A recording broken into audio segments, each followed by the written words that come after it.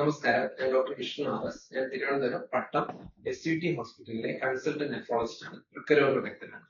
ഈ വരുന്ന മാർച്ച് 13 ലോക വൃക്ക ദിനമാണ്. ഈ വർഷത്തെ ലോക വൃക്ക ദിനത്തിന്റെ സന്ദേശം എന്ന് പറയുന്നത് നിങ്ങളുടെ വൃക്കകൾ ശരിയാണോ, ശരിയായി പ്രവർത്തിക്കുന്നുണ്ടോ, വൃക്ക അസുഖം നേരത്തെ കണ്ടുപിടിക്കുക, വൃക്കകളെ രക്ഷിക്കുക. ഇതാണ് ഈ വർഷത്തെ സന്ദേശം.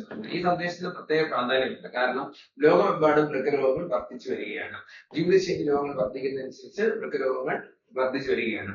അപ്പം വൃക്കരോഗങ്ങൾ പലപ്പോഴും താമസിച്ച് തന്നെ കണ്ടുപിടിക്കപ്പെടുന്നത്. അപ്പോൾ പലപ്പോഴും ചികിത്സ നടക്കാത്ത അവസ്ഥയിലോട്ട് വരാൻ സാധ്യതയുണ്ട്. പക്ഷെ നമ്മൾ നേരത്തെ കണ്ടുപിടിക്കുകയാണെങ്കിൽ പല വൃക്കരോഗങ്ങളും നമുക്ക് ചികിത്സിച്ച് ഭേദമാക്കാൻ കഴിയുന്നതാണ്. അതുകൊണ്ടാണ് ഇങ്ങനെ ഒരു സന്ദേശം നമ്മൾ വച്ചിരിക്കുന്നത്. നമുക്ക് വൃക്കരോഗം നേരത്തെ കണ്ടുപിടിക്കാൻ വേണ്ടിയിട്ട് ചില പ്രത്യേകതരം വിഭാഗക്കാരിൽ വൃക്കരോഗം കൂടുതൽ കണ്ടുവരാനുള്ള സാധ്യതയുണ്ട്. അതായത് ജീവിതശൈലി രോഗങ്ങളുള്ളവരിൽ, ഷുഗർ ഉള്ളവരിൽ, രക്തസമ്മർദ്ദം, ഹൈപ്പർ ടെൻഷൻ ഉള്ളവരിൽ, പിന്നെ കാർഡിയോവാസ്കുലർ ഹൃദയത്തിന് അസുഖം, ഹാർട്ട് അറ്റാക്ക് വന്നിട്ടുള്ളവരിൽ, പിന്നെ അമിതമായ പൊണ്ണത്തടി ഉള്ളവരിൽ, പിന്നെ കുടുംബപരമായിട്ട് വൃക്കഅസുഖം വന്നിട്ടുള്ളവർ. ഇങ്ങനെ ഒരു 5 പേർക്ക് ഇത് ഹൈ റിസ്ക് എന്ന് പറയും. ഇവർക്ക് വൃക്കഅസുഖമുള്ള സാധ്യത കൂടുതലാണ്. ഇങ്ങനെയുള്ളവർ വളരെ നേരത്തെ തന്നെ വൃക്കരോഗം ഉണ്ടോ ടെസ്റ്റ് ചെയ്യുക. പിന്നെ അത് വളരെ ഇടയ്ക്കിടയ്ക്ക് വരുന്നുണ്ടെന്ന് നോക്കുകയുള്ളൂ. പിന്നെ രണ്ടാമത്തെ ഗ്രൂപ്പ് എന്ന് പറയുന്നത് കുറച്ചും കൂടി അതിന്റെ അടുത്ത ലെവൽ റിസ്ക് ഉള്ളവരാണ്. അതായത് കുറച്ച് താഴെയുള്ള റിസ്ക്, അതായത് പ്രസവത്തിൽ കിഡ്നിക്ക് അസുഖം വരിക, അല്ലെങ്കിൽ പ്രസവത്തിൽ BP, ഷുഗർ അങ്ങനെയൊക്കെ ഉണ്ടാകുന്നവർ. പിന്നെ ഓട്ടോഇമ്യൂൺ ഡിസീസ് കേട്ടിട്ടുണ്ടാവും. സ്കിന്നിനെയും പലതൊക്കെ അഫക്ട് ചെയ്യുന്ന ലൂപ്പസ് എറിതോമറ്റോസിസ്, അങ്ങനെ കുറെ അസുഖങ്ങളുള്ളവർ.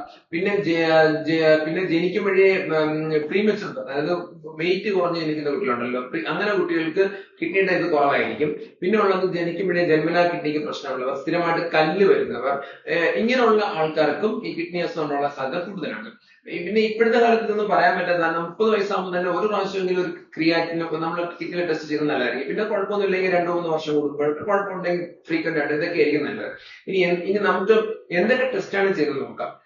കിഡ്നിയുടെ അസുഖത്തിന്റെ ടെസ്റ്റ് എന്ന് പറയുന്നത് ക്രിയാറ്റിൻ എന്നൊരു ടെസ്റ്റ് ഉണ്ട്. അത് സെറം ക്രിയാറ്റിൻ, ബ്ലഡിലെ കിഡ്നിയുടെ ഫംഗ്ഷൻ നോക്കുന്ന ടെസ്റ്റ്.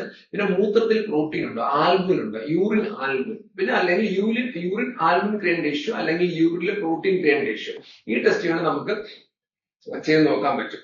പിന്നെ ഉള്ളതെന്ന് പറയുന്നത് ബ്ലഡ് പ്രഷർ മാനേജ്മെന്റ്, BP നോക്കുക, വെയിറ്റ് ഉണ്ടോ എന്ന് നോക്കുക. ഇത്തരം കാര്യങ്ങളാണ്. വൃക്കരോഗത്തിന്റെ ലക്ഷണങ്ങൾ എന്ന് പറയുന്നത് നമുക്ക് പലപ്പോഴും കണ്ടുപിടിക്കാൻ പറ്റത്തില്ല. മൂത്രമൊഴുക്കം പതഞ്ഞു വരിക, കാലിൽ നീര് വരിക തുടങ്ങിയാണ് വൃക്കരോഗത്തിന്റെ ആദ്യകാല ലക്ഷണങ്ങൾ. വൃക്കരോഗം മൂർച്ഛിക്കുമ്പോഴാണ് നമുക്ക് ശ്വാസം മുട്ടലും മൊത്തം നീരും ചൊറിച്ചിലും ഒക്കെ ഉണ്ടാകുന്നത്. പിന്നെ ചെറുപ്പക്കാലം ഉണ്ടാകുന്ന BP ഉണ്ടാകുന്ന വൃക്കരോഗത്തിന്റെ ആദ്യ ലക്ഷണമാകാം. ചെറുപ്പക്കാലം ഉണ്ടാകുന്ന വിളർച്ച വൃക്കരോഗത്തിന്റെ ആദ്യ ലക്ഷണമാകാം. അപ്പൊ ഇങ്ങനത്തെ ടെസ്റ്റുകൾ, അപ്പൊ ഇങ്ങനെ ലക്ഷണങ്ങൾ നോക്കുക. പിന്നെ ഈ ഹൈ റിസ്ക് ഉള്ള ആൾക്കാർ എന്തായാലും ചെയ്യുക. പിന്നെ ഇപ്പോഴത്തെ ഒരു ഇതില് 30 വയസ്സാകുമ്പോൾ തന്നെ ഒരു ക്രിയാറ്റിനും ലിവർ ഫംഗ്ഷൻ ടെസ്റ്റും ഇത്തരം കാര്യങ്ങളൊക്കെ ഒന്ന് ചെയ്തു വെക്കുന്നത് നമുക്ക് കൊളസ്ട്രോളും ഷുഗറും കൊളസ്ട്രോളും വളരെ പെട്ടെന്ന് തന്നെ വരുന്നുണ്ട്. അപ്പൊ ഇത്തരം ഒരു കിഡ്നി ഫംഗ്ഷൻ, ലിവർ ഫംഗ്ഷനും കൊളസ്ട്രോളും ഷുഗറും എല്ലാം നോക്കി വെച്ച് നമ്മുടെ തന്നെ ഒരു ഡയറ്റ് കൺട്രോൾ ചെയ്യാനൊക്കെ ഉള്ള ഒരു ശ്രമം നമ്മൾ നടത്തുന്നത് നല്ലതായിരിക്കും. പിന്നെ കുഴപ്പമൊന്നുമില്ലെങ്കിൽ പിന്നെ ഫ്രീക്വന്റ് നോക്കുന്നില്ല, ഇടയ്ക്കിടയ്ക്ക് നോക്കിയാൽ മതി. കുഴപ്പമൊന്നുമില്ല, കൺസൾട്ട് സ്പെഷ്യലിസ്റ്റിനെ കാണിച്ച് നോക്കുക എന്നുള്ളതാണ് ഇതിന്റെ പ്രധാനപ്പെട്ട വരുന്നത്.